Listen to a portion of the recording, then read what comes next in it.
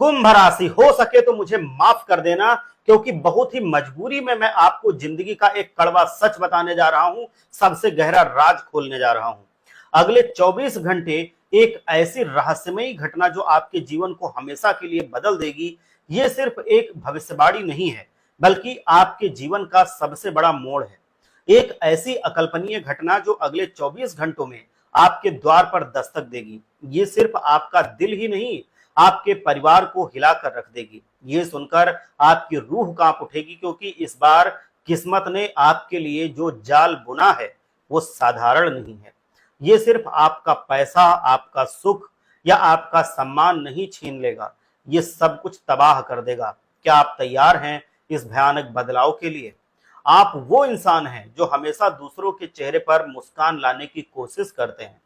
आपने हर किसी का भला सोचा है, हर किसी के लिए अच्छा सोचा है, अच्छा किया है।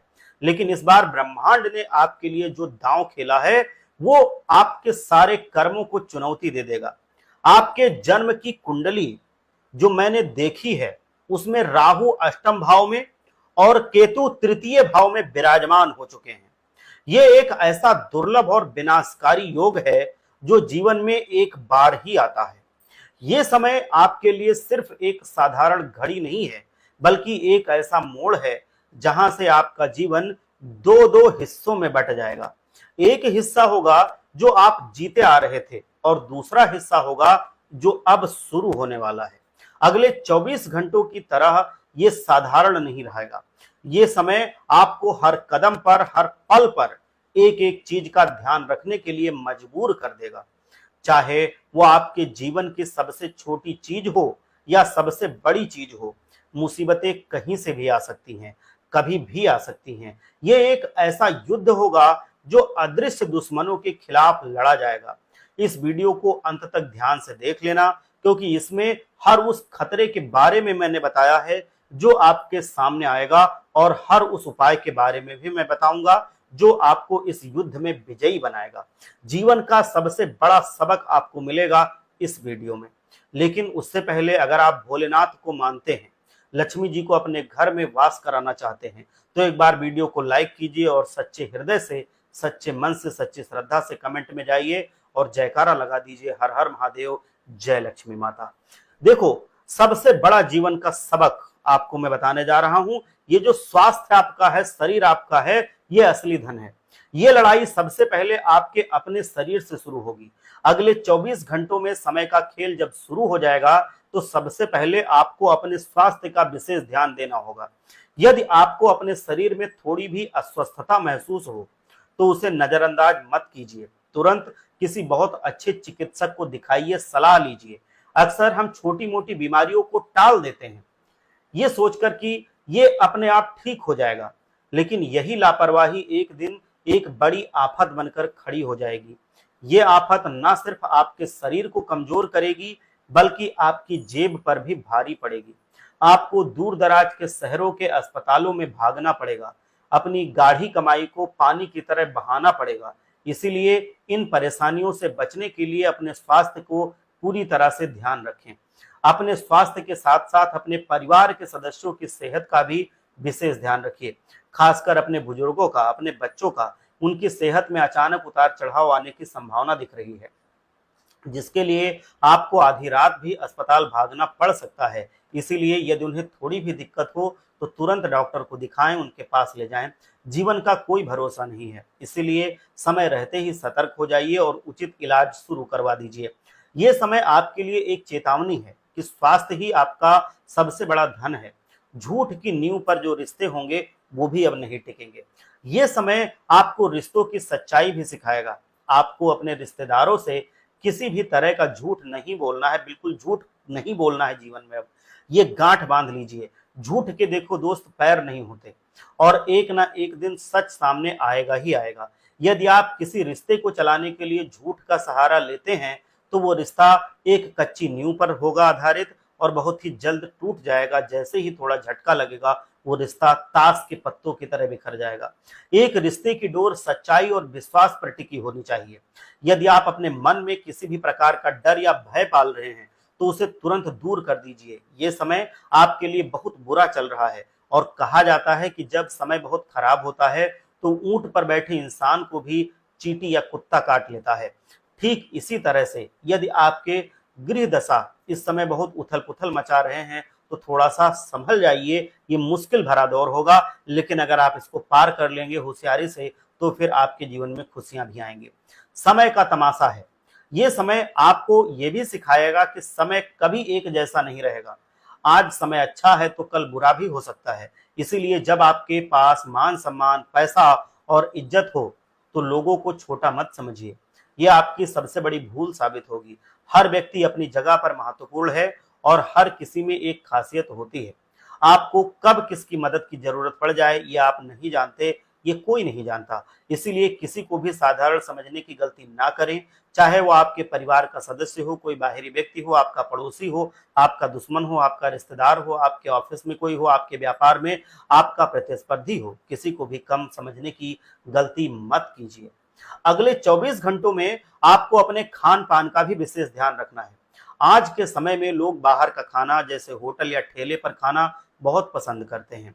चाय, पकौड़ी, समोसे, गोलगप्पे, पकौड़ी और ये सब चीजें, चाउमीन, टिक्की, बर्गर, ये सब खाते रहते हैं। ये लापरवाही धीरे धीरे आपको बीमारियों का शिकार बना देगी। आपके गैस, बीपी, शुगर जैसी बीमारियां एक के बाद एक शरीर को घेर लेंगी और जीवन भर वो आपका पीछा नहीं छोड़ेंगी। आपको अस्पतालों का चक्कर काटना पड़ेगा और अपने गाढ़े कमाई को अस्पतालों में बहते हुए देखना पड़ेगा। यदि आप इन मुसीबतों से बचना चाहते हैं तो बाहर का खाना बंद कर दीजिए। आप एक समय निर्धारित कीजिए, महीने में 1 बार या 2 बार बस बाहर का खाना खाइए, इससे ज्यादा मत खाइए। नकारात्मक लोगों से दूरी भी आपको जरूरी है। इस समय आपको अपनी जिंदगी से कुछ लोगों को दूर करना होगा, खासकर उन लोगों को जिनकी सोच नकारात्मक है। ऐसे लोग आपके माता पिता, भाई बहन, रिश्तेदार या कोई भी हो सकते हैं। यदि कोई व्यक्ति आपकी सोच और आपकी ऊर्जा को नकारात्मक बनाता है तो उससे तुरंत दूरी बना लीजिए। ये लोग हर बात में कमी निकालेंगे और सिर्फ बुराई ही देखेंगे। जब आप जीवन में कुछ अच्छा करने की कोशिश करेंगे तो वह सबसे पहले आपके रास्ते में बाधा बनेंगे। वह आपको प्रेरित करने की बजाय आपका मनोबल गिराएंगे, ये कहकर कि अरे ये तुमसे नहीं होगा, ये तुम्हारे बस की बात नहीं है, इसमें तो इतना धन लगेगा या इतना ज्यादा मेहनत लगेगी या इतना मुश्किलें हैं इसमें। उसकी जितनी भी निगेटिविटी है वो गिना डालेंगे, जिससे आप उसमें आगे बढ़े ही ना। लंबे समय तक ऐसे लोगों के साथ रहने से आपका मन भी वैसे सोचने लगेगा और आप जीवन में बर्बाद हो जाएंगे। आपका आत्मविश्वास कम हो जाएगा और आपकी सोच नकारात्मक हो जाएगी। इसीलिए जितना हो सके सकारात्मक सोच वाले लोगों के साथ रहिए। जो सफल लोग हैं उनके साथ रहिए, उनकी बातों से अपने आप को प्रभावित करिए। उनसे आपको कुछ नया सीखने को मिलेगा, कुछ नया अनुभव मिलेगा और सही सलाह भी मिल सकती है अगर वो आपके शुभचिंतक हुए तो। सलाह और आलोचना के बीच का भी आपको अंतर समझना आप जरूरी होगा। देखो, जीवन में कई तरह के लोग आते जाते हैं, क्योंकि अब बहुत सारे लोग ऐसे हैं जो आपके हितैषी होंगे, बहुत सारे लोग ऐसे हैं जो आपके जो आस्तीन में छिपे सांप हैं उसकी तरह होंगे। वो आपके मुंह पर मीठा मीठा बोलेंगे, लेकिन वो आपको जीवन में हमेशा गड्ढे में गिराने की कोशिश करेंगे। लेकिन आपको सलाह और आलोचना के बीच का फर्क समझना बड़ा जरूरी होगा। यदि कोई व्यक्ति आपकी गलती सुधारने के बजाय आपको नीचा दिखाने की कोशिश करे तो वो आपके आत्मसम्मान के लिए बहुत खतरनाक हो सकता है। ऐसे लोगों के साथ रहें जो आपको सलाह दें और आपका साथ दें, ये ना कि हमेशा आपको सिर्फ गड्ढे में गिराना चाहें। उन लोगों से दूर रहें जो हर वक्त आपकी तुलना दूसरों से करते फिरते हैं और आपकी मेहनत का मजाक उड़ाते हैं। याद रखें, जो भी नया काम आप शुरू करें उसका ढिंढोरा ना पीटें। अपने लक्ष्य को तब तक गुप्त रखें जब तक आप उसे हासिल न कर लें। मंदिर की दहलीज का सम्मान करें। अगले 24 घंटों में घर से बाहर निकलने से पहले अपने घर के मंदिर में हाथ जोड़ करके नतमस्तक होकर अपने कुलदेवता कुलदेवी को स्मरण करके ही बाहर निकले। ये एक आदत बना लीजिए, क्योंकि यह आपके जीवन को बेहतर बनाएगी। पुराने समय में लोग घर की दहलीज पर माथा टेक कर जाया करते थे, क्योंकि उस समय घर को मंदिर से लोग कम नहीं समझते थे। घर में हमारे परिवार के सदस्य, हमारे देवी देवता और हमारे पितृ निवास करते हैं, वहीं कुल देवी कुल देवता भी रहते हैं। घर सकारात्मक ऊर्जाओं का भंडार होता है। यह भी माना जाता है कि भगवान को खुश करने से पहले अपने माता पिता को, कुल देवी कुल देवता को खुश करने की जरूरत होती है। अगर वह खुश रहेंगे तो भगवान स्वयं खुश रहेंगे। ये समय आपको यह भी सिखाएगा कि किसी भी व्यक्ति पर किसी भी काम के लिए दबाव नहीं डालना चाहिए, चाहे वो आपकी संतान ही क्यों ना हो। दबाव इंसान को पीड़ा देता है और उसे बेचैन भी कर देता है। यदि आप किसी व्यक्ति को किसी ऐसे काम में जबरदस्ती डाल रहे हैं जिसमें वो अच्छा नहीं है, तो उसकी मानसिक स्थिति खराब हो सकती है, वो चिड़चिड़ा हो सकता है, गुस्सैल हो सकता है। ये हमेशा याद रखिए कि जो भी होता है अच्छे के लिए होता है। यदि कोई इंसान छोटी-छोटी बातों पर आपसे रिश्ता तोड़ता है, तो उसे जाने दीजिए, छोड़ दीजिए, उसको आप जीवन में छोड़ के आगे बढ़िए। वो इंसान आपके लायक है ही नहीं, ऐसा सोचिए। रिश्तों को आज़ाद छोड़ दें। यदि कोई आपका अपना होगा, तो वो लौट कर आपके पास आएगा या आपको छोड़ कर के नहीं जाएगा। स्वार्थी लोगों को आपको ध्यान से समझना पड़ेगा। आज के समय में ऐसे लोग बहुत हैं, जो सिर्फ़ अपने फ़ायदे के लिए आपके करीब आते हैं और काम निकलने के बाद गायब हो जाते हैं और आपका हालचाल लेना भी भूल जाते हैं। ये लोग दूसरे की भावनाओं के साथ खेलते हैं और आपकी खुशियों का इस्तेमाल करते हैं। आपको ऐसे लोगों से सदा सर्वदा दूर रहना है। साथ ही अपनी निजी बातों को किसी भी ऐसे व्यक्ति के साथ साझा नहीं करना है। आपकी पारिवारिक योजनाएं, आपके व्यक्तिगत लक्ष्य, ये सब आपको इनसे शेयर नहीं करना है, मतलब इनसे साझा नहीं करना है। आपके पास कितनी संपत्ति है ये उनको नहीं बताना है। आप आगे क्या करने वाले हैं ये नहीं बताना है। आप कैसे अपना काम कर रहे हैं ये नहीं बताना है। आपके बच्चे किस तरह से पढ़ाई कर रहे हैं ये राज नहीं खोलना है। इसे महत्वपूर्ण तरीके से आप समझिए। इसे मूर्खतापूर्ण तरीके से लोगों के सामने जाहिर मत कीजिए। आप गलत लोगों का साथ पाकर अच्छा नहीं बन सकते, ये बात तो निश्चित रूप से मान लीजिए। यदि आप जीवन में आगे बढ़ना चाहते हैं, तो सबसे पहले अपनी संगति सुधार लीजिए। आज की जो युवा पीढ़ी है वो बहुत भटक रही है, मैं बार-बार देखता भी हूँ और लोग हमसे पूछते हैं, कहते भी हैं, अपने बच्चों के बारे में भी बताते हैं। बड़े शहरों में पढ़ाई करने जाते हैं और वहाँ के कल्चर में खो जाते हैं। वह ना सिर्फ अपने पैसों की बर्बादी करते हैं, बल्कि अपने शरीर और चरित्र को भी नुकसान पहुँचाते हैं। इसीलिए अपनी संगति पर विशेष ध्यान दीजिए। और आज के समय में किसी भी रिश्ते में पवित्रता बड़ी जरूरी है जो कम बची है। आपका शरीर कोई ऐसी चीज नहीं है जिसका कोई भी इस्तेमाल करके फेंक दे। आपको अपने चरित्र की पवित्रता को अपने दिल, परमात्मा और उस इंसान के सामने साबित करना है जिससे आप प्यार करते हैं, जिसके संबंध में आप हैं, जो आपका जीवन साथी है। वफादारी आज के जमाने में दुर्लभ हो गई है। लोग धोखा देने से पहले आजकल सोचते तक नहीं है सामने वाला किस हाल में है। लेकिन याद रखें, छल कपट से अंत में कुछ नहीं मिलता। यदि आपको मित्र बनाना ही है तो भगवान श्री कृष्ण को बनाइए। उन्होंने महाभारत में अर्जुन का साथ दिया था और वह आपका भी साथ देंगे। जो भी सच्चे मन से श्री कृष्ण को मित्र बनाता है, भगवान श्री कृष्ण मित्रवत व्यवहार करके उसकी हमेशा रक्षा करते हैं। तो सच्चे मन से एक बार कमेंट में जाइए, जय श्री कृष्णा जरूर लिखिए। घर की सकारात्मक ऊर्जा और ज्योतिषीय महत्व को जरूर समझिए। यदि आप अपने घर में रंगाई पुताई का काम करवा रहे हैं, तो वास्तु के नियमों का पूरी तरीके से ध्यान रखिए। कौन सा रंग सकारात्मक ऊर्जा लाएगा और कौन सा रंग नकारात्मक ऊर्जा लाएगा, ये जानना भी आपके लिए बड़ा जरूरी है। आप सिर्फ डिजाइन के चक्कर में ऐसी चीजें मत करिए जहां पे आपको कोई लाभ ना हो या फिर वास्तु खराब हो। अक्सर लोग डिजाइन के चक्कर में घर के रंग गलत चुन लेते हैं और फिर घर में परेशानियां और बीमारियां आने लगती हैं। इन छोटी छोटी गलतियों को नजरअंदाज मत कीजिए, नहीं तो फिर वास्तु दोष इतना हो जाएगा कि धीरे धीरे करके आपके घर की बरकत खत्म ही हो जाएगी। बीमारियां ठीक नहीं होंगी, लोगों में लड़ाई झगड़े बने रहेंगे और फिर आपके जीवन में जो मुश्किलें हैं वो बढ़ती जाएंगी, जो खुशियां हैं वो खत्म होती जाएंगी। आज का दिन आपके लिए गहरी समझ और आंतरिक सलाह को लेकर के आएगा। परिवार के किसी बड़े की सलाह आपके लिए बहुत महत्वपूर्ण साबित हो सकती है। बच्चों की तरफ से कोई अच्छी खबर मिलेगी जिससे घर का माहौल खुशनुमा हो जाएगा। पैसों के मामले में स्थिरता बनी रहेगी और व्यापार में साझेदारों के साथ आपका तालमेल अच्छा रहेगा। किसी पारिवारिक कार्यक्रम में हिस्सा लेने का मौका मिलेगा जिससे आपके रिश्ते और भी मजबूत होंगे। अपनी भावनाओं को थोड़ा सा काबू में रखिए और सही दिशा में आगे बढ़िए। अगर आप इस बदलाव के लिए तैयार हैं तो आप हमें जरूर बताइए। आपके मन में अगर कोई प्रश्न होता है तो वो भी आप कमेंट में लिख के हमको बता सकते हैं। हम उसका भी समाधान आपको कमेंट में जवाब के जरिए जरूर देंगे।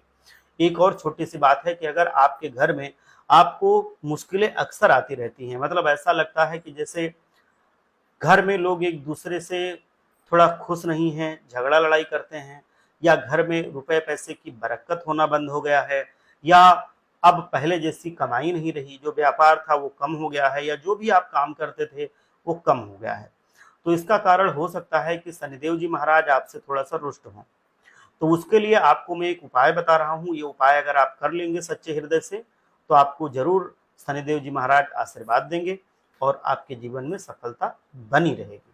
उसके लिए आपको क्या करना है, शनिवार और मंगलवार के दिन आपको जो शनिदेव जी महाराज का मंदिर है वहां चले जाइए। अगर मंदिर नहीं है तो आप क्या करिए, शनिदेव जी महाराज की एक तस्वीर ले आइए, फोटो ले आइए और फोटो को ले जाके एक पीपल की जड़ के पास रख दीजिए। तो या तो वहां पर पीपल की जड़ के पास शनिदेव जी महाराज की फोटो रख के ये काम करना है, और या तो शनिदेव जी महाराज के मंदिर जाना है। वहां जा करके आपको शुद्ध सरसों का जो तेल होता है वो आपको अर्पित भी करना है शनिदेव जी महाराज जी को, और जो काला तिल होता है वो भी अर्पित करना है, और उसके साथ साथ शुद्ध सरसों के तेल का दीपक भी जलाना है। मंदिर में है तो मंदिर में भी, और अगर पीपल के पेड़ के नीचे जलाते हैं तो नीचे भी। ये आपको शनिवार और मंगलवार को जलाना है। ये आप ऐसा करेंगे तो उनका आशीर्वाद आपको मिलेगा। साथ ही साथ काले वस्त्र का आप दान कीजिए शनिवार के दिन, और काले कुत्ते को आप कुछ खिलाइए, रोटी खिलाइए, कुछ भी खिलाइए लेकिन खिलाइए। तो इससे शनिदेव जी महाराज बहुत ही प्रसन्न होंगे। साथ ही भगवान भोलेनाथ को भी प्रसन्न कीजिए। जब भगवान भोलेनाथ प्रसन्न होते हैं तो शनिदेव जी महाराज उस इंसान का बुरा नहीं करते हैं। तो ये बात भी आपको समझनी पड़ेगी। भगवान भोलेनाथ को भी प्रसन्न करिए। जब भी आप नहाएं तो उसके बाद आप भोलेनाथ को जल जरूर चढ़ाएं। वो जल बिल्कुल शुद्ध होना चाहिए, कोई भी अशुद्धि उसमें नहीं होनी चाहिए। जो पानी पीने योग्य हो वो पानी भगवान भोलेनाथ को चढ़ाइए, और उसमें आप अक्षत डालिए। जो चावल हो साबुत, टूटे हुए ना हो, उनको डालिए। आप उसमें एक आता है, ये क्या कहते हैं, बेल, बेल का फल वो अलग से चढ़ाइए, और बेल के जो पत्ते होते हैं, बेल पत्र, उसको आप उसमें डाल लीजिए। और उसके साथ साथ धतूरा आता है, धतूरा आपके आसपास लगा होगा कहीं, तो धतूरे का फल ये आप चढ़ाइए। और उसके साथ साथ बेर जो होती है, बेर, बेर भी उस पानी में डाल लीजिए। ये सब डाल करके आप भगवान भोलेनाथ को चढ़ाइए। और उसमें अगर एक चीज और मिल जाए, ये ज्यादा मिलती नहीं है इस वजह से मैं बताता नहीं हूँ, ये है जो एक वो होता है गांजा वांजा का जो पत्ती होती है, अफीम की ये जो पत्ती होती है, उसको अगर आप पा जाएं तो ये भगवान भोलेनाथ को बहुत पसंद होती है। तो ये भी आप उसमें डाल के चढ़ा दें। इससे भगवान भोलेनाथ बहुत पसंद करते हैं और इससे प्रसन्न होते हैं। तो फिर भगवान भोलेनाथ आपसे प्रसन्न रहेंगे। आपका जो भी घाटा हो रहा है वो खत्म हो जाएगा, घर में लड़ाई झगड़े खत्म हो जाएंगे, आपका काम में मन लगेगा, व्यापार भी आपका बढ़ता रहेगा। नौकरी नहीं लग रही है तो नौकरी लग जाएगी, बच्चों की तरक्की होगी, आपकी तरक्की होगी, घर परिवार का माहौल अच्छा रहेगा। भगवान भोलेनाथ आप सब